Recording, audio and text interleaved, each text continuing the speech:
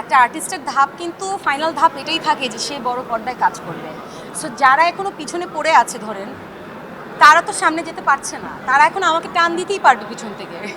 পিছন থেকে যদি আমাকে টেনে ধরে তাহলেই হয়তো আমি আর সামনে যেতে পারবো না। সো শাকিব ভাইকে আমি যেটা দেখেছি কাজ করে, he is very professional artist, মানে এত মন দিয়ে এবং ডেডিকেশনালি কাজ করে। এখন একটা কথা বলি, আমি যেমন ফিল্ম যখন করি আমি কি সিঁড়ি দিয়ে উঠছি, একটা আর্টিস্টের ধাপ কিন্তু ফাইনাল ধাপ এটাই থাকে যে সে বড় পর্দায় কাজ করবে। সো যারা এখনো পিছনে পড়ে আছে ধরেন, তারা তো সামনে যেতে পারছে না, তারা এখন আমাকে টান দিতেই পারবে পিছন থেকে। পিছন থেকে যদি আমাকে টেনে ধরে তাহলেই হয়তো আমি আর সামনে যেতে পারবো না। So it's part of life. Suppose আপনারাই চিন্তা করবেন যে আমি যখন ফিল্ম শুরু করি, আমার ফিল্মের শুটিং শুরু করলাম, এরপর থেকে দেখি অনেক নেগেটিভ থিংস আসতেছে আমার লাইফে।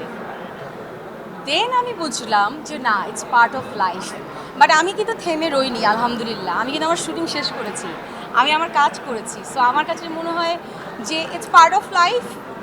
You have to take challenge and you have to complete the challenge. That's it. আপনি যতটুকু কাজ করলেন শাকিব ভাইয়ের সাথে অভিজ্ঞতা কেমন ছিল?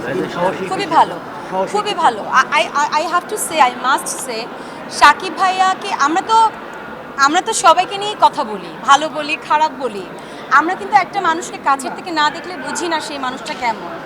যেমন আপনারা আমাকে দূর থেকে দেখছেন, আপনারা কিন্তু অনেকেই জানেন না আমি কাছের থেকে কেমন। কাছের যারা তারা কিন্তু জানে। সো শাকিব ভাইকে আমি যেটা দেখেছি কাজ করে, he is very professional artist, মানে এত মন দিয়ে এবং ডেডিকেশনালি কাজ করে।